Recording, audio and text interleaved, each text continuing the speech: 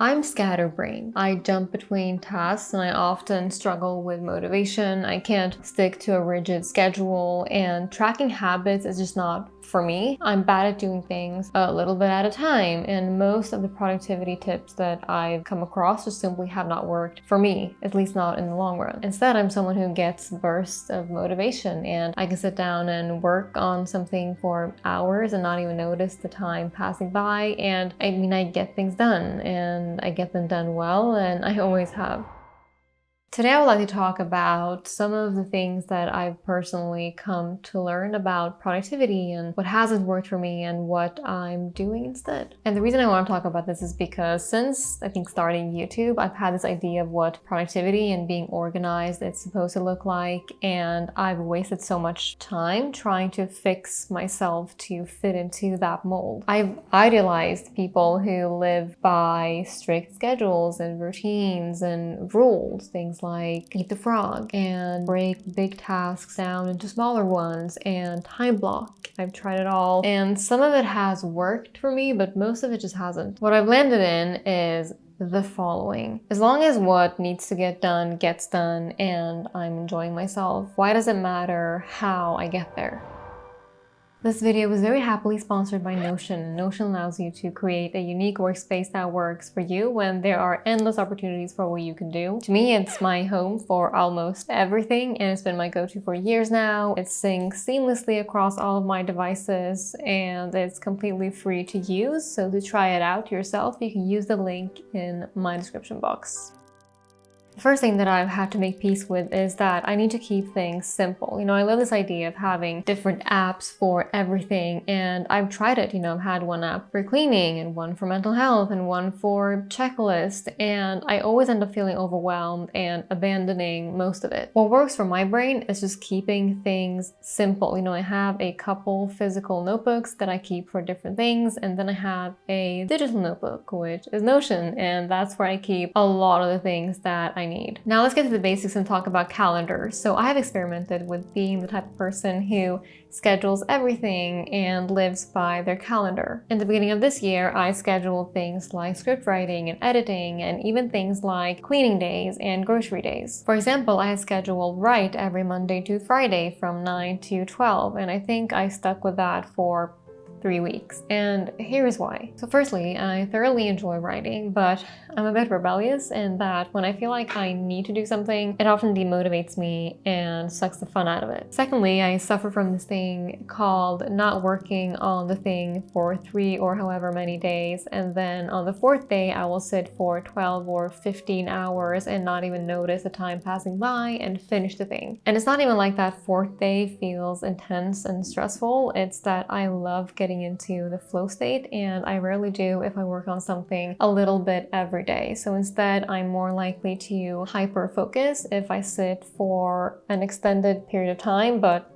all at once. So now, instead of scheduling the exact hours for when I need to be working on something, I just write the deadline for when something needs to be done without micromanaging exactly when I need to sit down and work on that thing. So for videos, I just put in my calendar, upload video on Sundays, and then it doesn't really matter how I get there as long as I get there and I thrive on having that freedom. And now, before I had accepted that this is kind of my way of doing my best work, I would guilt myself into sitting by my desk and stare at an empty document, knowing very well that I wasn't really going to get anything done. Yet, even if nothing got done, I still somehow felt better just sitting there because that's what I was supposed to be doing. My mom then made me realize that work is not just creating stuff with your hands or sitting by a desk and clicking away. Work is also thinking and reflecting and digesting, and work is building up excitement and curiosity and going out there in the world and being inspired. And I love doing that, and I love collecting the inspiration that I find in Notion, whether that is quotes or photos or anything that just speaks to me. Now, if we go back to the working on a video, for example, so let's say that, for instance,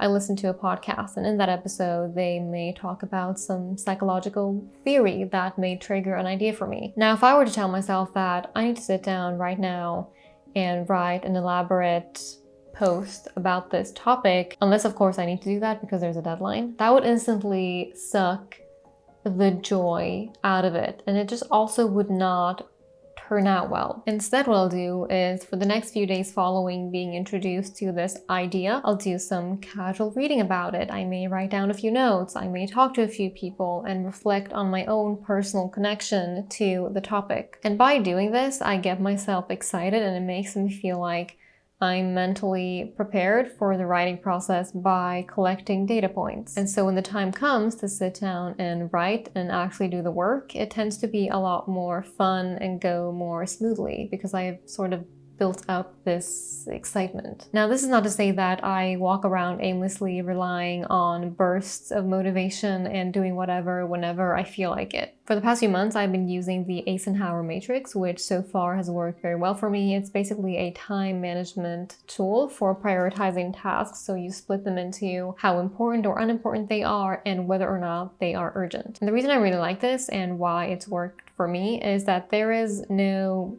time blocking in a calendar for when I need to do certain things, but there is a deadline. So for example, I don't need to schedule writing this speech on Wednesday at 11 a.m., but it does need to be done by Friday. And now I know that this way of doing things isn't for everyone. You know, some people thrive on a rigid schedule and calendars and habit trackers and so forth. And some people are also required to be very structured and do things a certain way. I know that, I definitely did not have this freedom when I was working a 9 to 5. Now let's talk about habit building and habit tracking. So in the beginning of this year, I made a video showing you all my Notion setup. And in that video, I showed you a page called Self-Nurturing, which was essentially going to be my way of keeping track of self-care habits. And I did do that for a while and then I just stopped. I know that a lot of people find habit tracking and taking things off lists both rewarding and helpful, but to me it started feeling like a chore. Like I had to do these things in order to be able to check them off a list and feel good about myself. And then I just kind of realized that checking off that I had done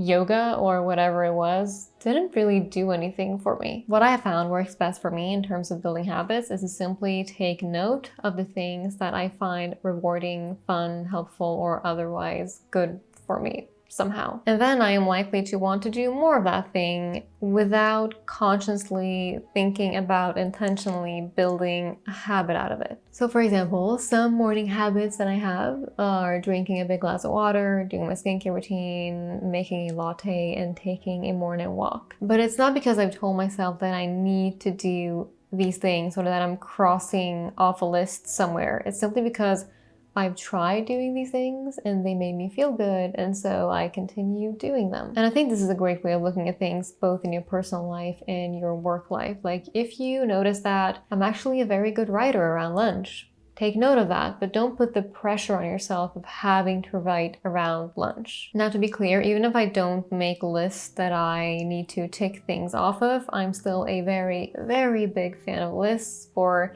no particular reason other than documenting things. So for example, in Notion, I have this page called Ro, which you all know means calm in Swedish. And on there, I've just listed a bunch of things that I find calming and relaxing that I like doing. And there's no pressure to do them.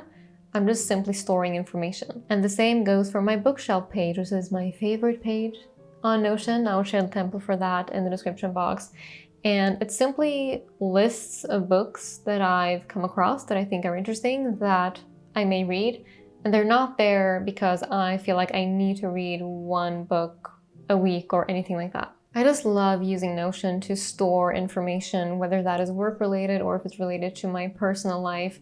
Having it all in one place just makes me feel like I have my shit together. Now, I think the point here is that when it comes to work, productivity, or anything in life, really, there's just no one size fits all. And someone else's way of doing things or looking at things is not necessarily better than your way of looking at things and doing things, and vice versa. I'll never be the person who has an elaborate system that they follow religiously, and that's okay. I'm a bit more messy, a bit more spontaneous, and that's okay. It works for me. And I also want to end by saying that, in my humble opinion, no productivity tip is going to work unless you've got your base in order. You know, a good mood, enough sleep, nutritious food, moving your body.